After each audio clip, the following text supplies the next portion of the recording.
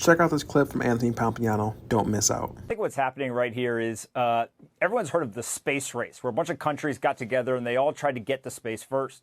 But now what we're going to see is the great accumulation race. We have institutions and individuals all scrambling to try to get their share of the 21 million Bitcoin that will ever be in existence. The retail investor for 15 years now has had a head start, and they've accumulated all the Bitcoin that has been actually mined and put into circulation. But 68% of all of that Bitcoin in circulation hasn't moved in over a year. Is when Wall Street, people like BlackRock and other organizations that have now filed for these ETFs or other products, show up to the market and they want to buy Bitcoin. Bitcoin is a highly illiquid asset, and these Bitcoiners don't want to sell to Wall Street. And so the only thing that can move when you have a fixed supply asset that's highly illiquid and there's a bunch of demand that comes into the market is the price has to go up.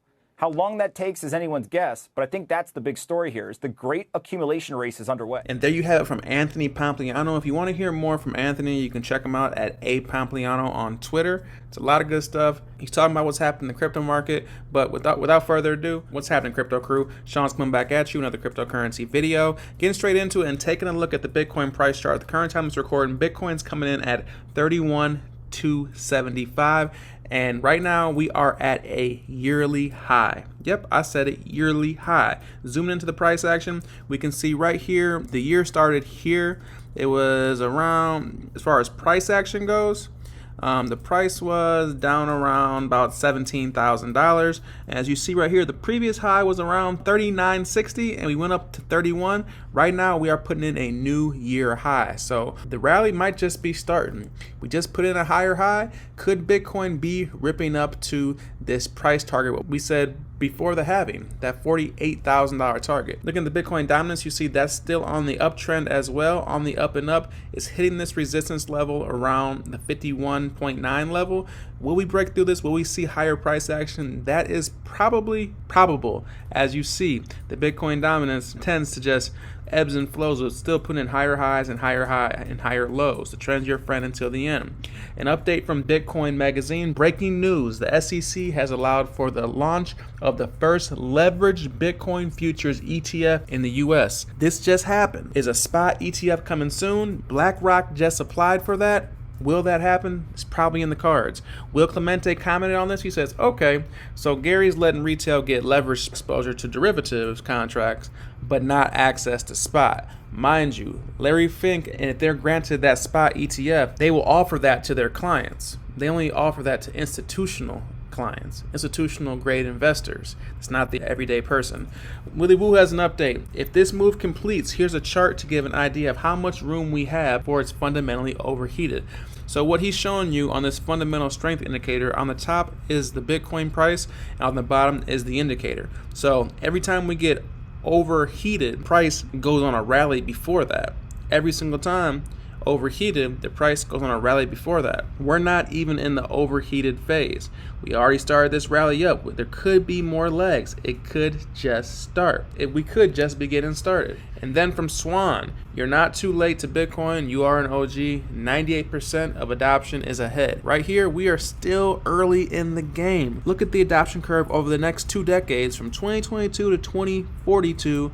There's going to be over 2,000K increase in global population usage of Bitcoin. So keep this in mind. The supply is going down, the usage is going up. We are in an adoption curve. An update from Stock Money Lizards, what he's calling a rise upwards along the SMA 20. SMA 20 is a very strong indicator to go off of when the price action keeps bumping up. And every single time we just keep bouncing off it.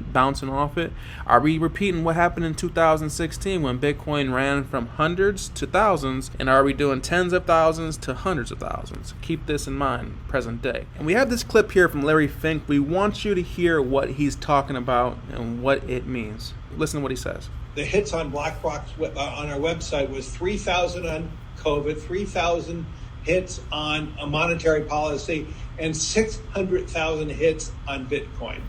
So what that tells you is Bitcoin has caught the attention and the imagination of many people. Many people are fascinated about it.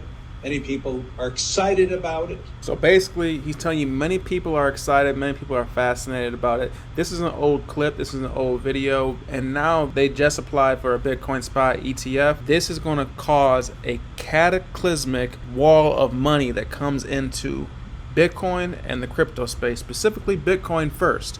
There could be other ETFs for other alts, but right now, the main focus is Bitcoin. $10 trillion plus under management.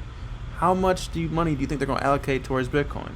So Mark Yusko is giving his take on this, and we're going to close out with an update from Mark. Let's hear what he has to say. Look, I think it's great that the traditional financial services firms are coming around to the technological innovation that's been going on for the last really 14 years since the birth of Bitcoin, but really the last 5 years have been the acceleration. And we knew that eventually the big firms would find their way into the space. But I actually think it's a validation of one, the technology, and two, validation of business models saying that, look, this is here to stay. So this is good news, and this rally has legs. Is that what you're saying? Well, I think the rally is just beginning. You know, we just entered what's called the seasonal period of crypto summer. There's this 4-year cycle around something called the halving, which is where the block rewards for the Bitcoin blockchain change every 4 years. That causes a period of accumulation going into that. That event will occur next April. That's called crypto summer. Then we usually get a speculative blow off after the halving event, and then a overreaction on the downside called crypto winter. So, last week, June 15th was kind of the bridge into the 10 months coming into the halving.